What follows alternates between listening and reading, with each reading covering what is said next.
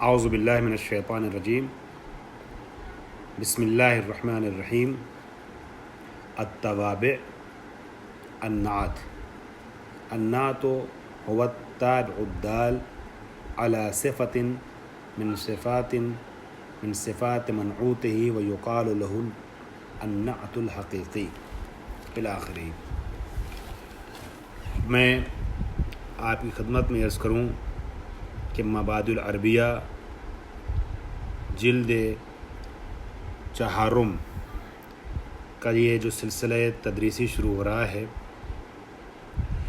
اس میں ہمیں بدل سے اپنی بحث کو اور گفتگو کو آگے بڑھانا ہے، لیکن بحث کو مرتبط کرنے کے لیے ایک خاکہ بحث میں توابع میں جو تیسرا حصہ بدل کا ہے، بدل سے پہلے ہم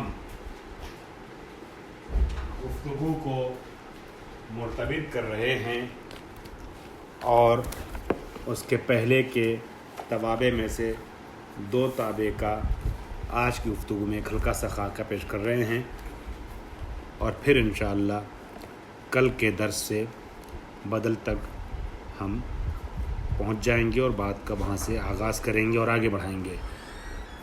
توابع کے سلسلے میں آپ کو علم ہوگا کہ مرفوعات اور منصوبات اور مجرورات جس کا مطالعہ ہو چکا ہے اور جس سے آپ واقف ہیں، یہی مجرورات و مرفوعات و منصوبات یہ وہ تھے کہ جو فی نفس مرفوع منصوب یا مجرور ہیں، لیکن کبھی ایسا ہوتا ہے کہ کوئی چیز اپنے ماقبل کی پیروی کرتے ہوئے رفع یا نصب یا جر حاصل کرتی ہے، تو وہ کلمہ جس کو ماقبل کی تبعیت میں رفع و نصب و جر دیا جاتا ہے، اسے تابع یا جمع کے شکل میں توابع کے نام سے تعبیر کیا جاتا ہے۔ بہرحال وہ توابع کہ جو اپنے ماقبل کی تبعیت و پیروی کرتے ہوئے منصوب و مجرور و مرفوع ہوتے ہیں، ان کی چار قسمیں ہیں، چار طرح کے توابع ہوتے ہیں: نعت، توکید یا تاکید، بدل اور عطف۔ ان چاروں قسموں کا خلاصہ ایک خاکہ پیش کیا جائے گا۔ سب سے پہلی چیز جو ہے وہ نعت ہے۔ نعت جسے ہم صفت کے نام سے بھی تعبیر کرتے ہیں عام طور پر۔ نعت کی تعریف کرتے ہوئے فرماتے ہیں: النعت هو التابع الدال على صفة من صفات منعوته ويقال له النعت الحقیقی۔ نعت کیا ہے؟ نعت وہ تابع ہے جو دلالت کرتا ہے ایک صفت کے اوپر۔ وہ صفت کس میں پائی جاتی ہے؟ منعوت یعنی مطبوع، جس کے لیے وہ صفت یا نعت لائی جا رہی ہے، اس کے اندر جو چیز پائی جاتی ہے، جو صفت پائی جاتی ہے، جو خصوصیت پائی جاتی ہے، اس کی عکاسی جو چیز کرے اسے ہم نعت یا صفت کہتے ہیں۔ مثال کے طور پر ایک جملہ ہے: ھذا ثوب ممزق۔ یہاں پر ہم کپڑے کے بارے میں گفتگو کرنا چاہ رہے ہیں۔ کپڑا سفید ہے، صاف ہے، ہرا ہے، گندا ہے، جس طریقے کا بھی ہو، کپڑے کے اندر جو صفت پائی جا رہی ہے، جب ہم اس کا تذکرہ کرتے ہیں تو خود ثوب جو ہے، یہ لفظ ثوب یہ منعوت کہلاتا ہے، ہم اپنی زبان میں موصوف کہتے ہیں اس کو، اور ممزق جو لفظ آیا ہے جو اس کپڑے کی توصیف بیان کر رہا ہے، کپڑے کی کے اندر کیا خصوصیت پائی جاتی ہے اس کو بیان کر رہا ہے، اس کو ہم صفت یا نعت کہتے ہیں۔ تو نعت جو ہے وہ کبھی منعوت کی صفت کو بیان کرنے کے لیے لائی جاتی ہے، تو اسے नात हकीकी कहा जाता है। ख़ुद मनऊत, ख़ुद मौसूफ़ की सिफ़त बयान होती है जिस कलमे के ज़रिए से, वो सिफ़त है, और ऐसे मरहले पे जिसकी सिफ़त बयान हो रही है उसे मनऊत कहते हैं। और ये काम जो है इसे हम नात जो ताबीर कर रहे हैं, इस नात को नात हकीकी कहते हैं, क्योंकि ख़ुद मनऊत की डायरेक्ट ये सिफ़त बयान कर रहा है हकीकी तौर पे। लेकिन इसके अलावा एक और भी सिफ़त होती है जिसमें मनऊत की मुस्तक़ीमन सिफ़त बयान नहीं होती है, मनऊत से मुर्तबित किसी चीज़ की सिफ़त बयान की जाती है, और वहाँ पे भी मनऊत उसको हम कह रहे हैं कि जिससे जुड़ी हुई चीज़ों की सिफ़त बयान हो रही है, जिसके सबब किसी और की सिफ़त असल में वाज़े होती है। इस वजह से इसको नात सबबी के नाम से याद किया जाता है। लिहाजा कहते हैं औ मिन सिफ़ात मुतअल्लिक़ मनऊत ही अन्नात हुवा ताबे अद्दाल अला सिफ़त मिन सिफ़ात मनऊत। ये पहली सूरत थी कि मनऊत के सिफ़ात में से किसी एक सिफ़त के ऊपर दलालत करे, उस ताबे को नात कहते हैं। दूसरी सूरत क्या है? अन्नात हुवा ताबे अद्दाल, है ना, अला सिफ़त औ मिन सिफ़ात मुतअल्लिक़ मनऊत ही, ख़ुद मनऊत की सिफ़त पे दलालत न करे, लेकिन मनऊत से मुतअल्लिक़ जो चीज़ है, मुतअल्लिक़ात मनऊत में से किसी की सिफ़त को बयान करे। अब इसको कहते हैं अन्नातु सबबी, व युक़ालु लहू अन्नातु सबबी। जैसे हम इस मिसाल में देखेंगे, हाज़ा सौबुन मुमज़्ज़क़तुन अतराफ़ुहु। अब खुद कपड़े के बारे में डायरेक्ट कुछ नहीं कहा जा रहा है, मुस्तक़िमन कुछ नहीं कहा जा रहा है।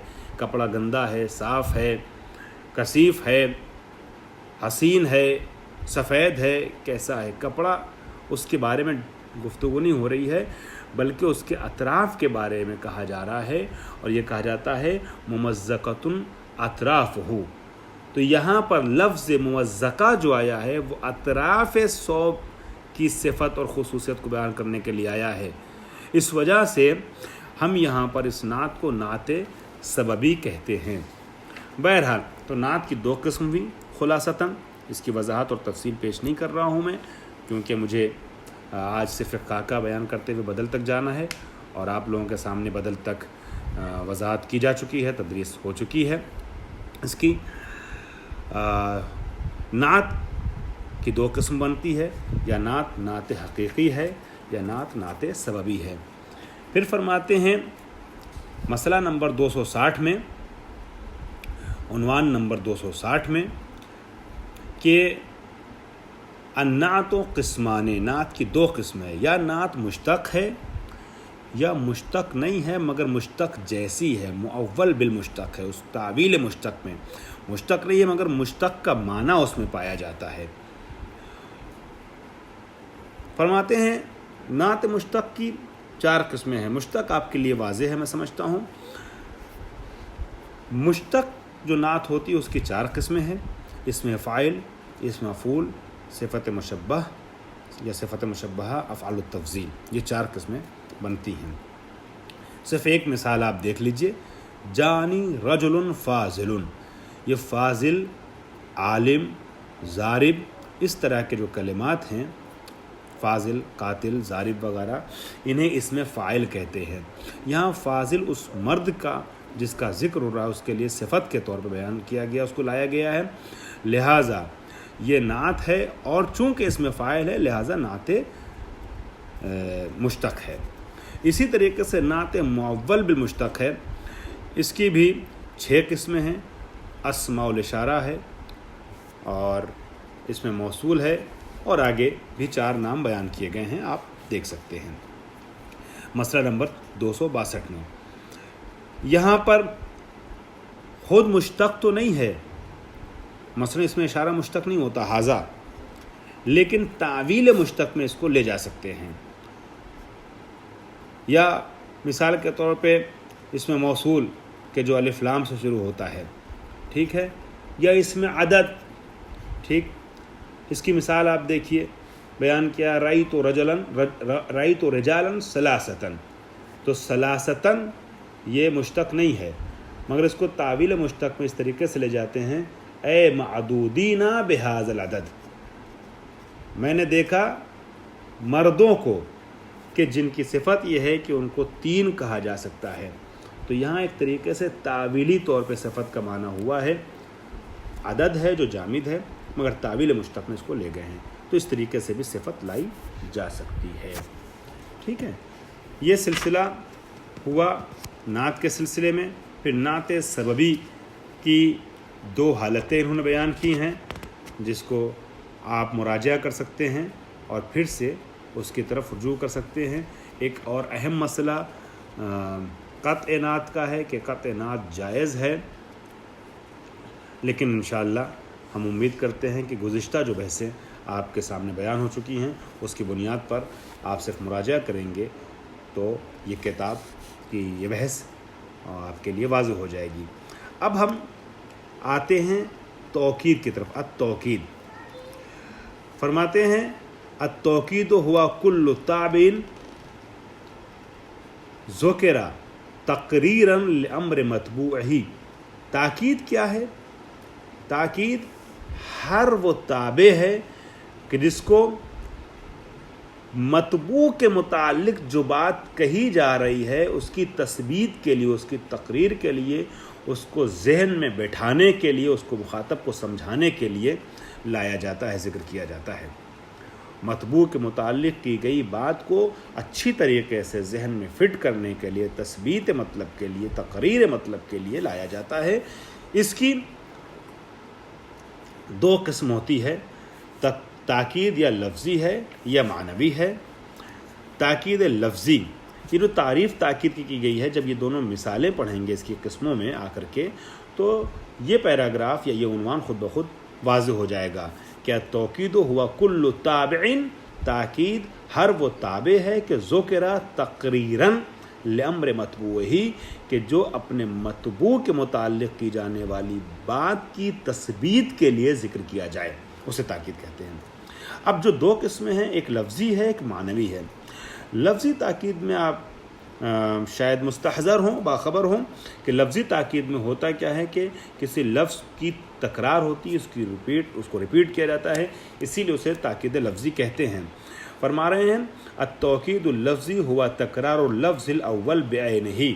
تاکید لفظی میں یہ ہوتا ہے کہ پہلے والے لفظ کو بالکل ویسے ہی دوہرا دیا جاتا ہے. ٹھیک ہے، جیسے سقط تو بابلن، یہاں پر جو ہے لفظ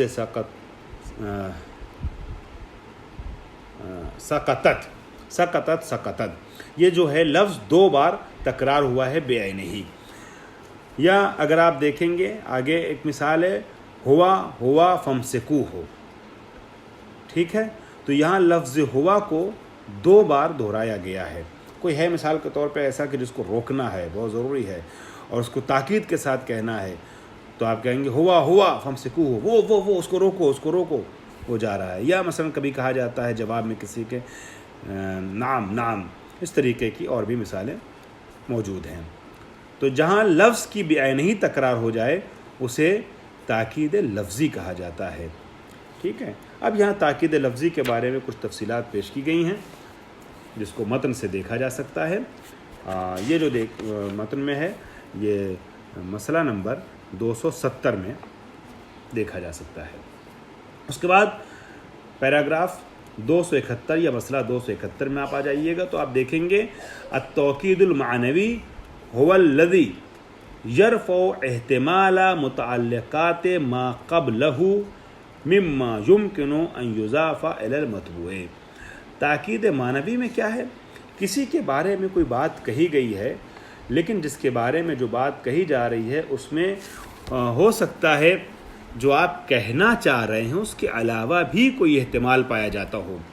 تو جب آپ کی مراد کے علاوہ کوئی احتمال ہو یا کئی اور احتمالات ہوں اور آپ چاہتے ہوں کہ وہ احتمالات مخاطب کے ذہن میں نہ آئے، جو آپ کی مراد ہے وہی مخاطب کے ذہن میں آئے، تو یہاں پر تاکید جو ہوتی ہے اسے تاکید معنوی کہا جاتا ہے. اس تاکید کو تاکید معنوی کہتے ہیں. ٹھیک ہے. تو یہاں فرماتے ہیں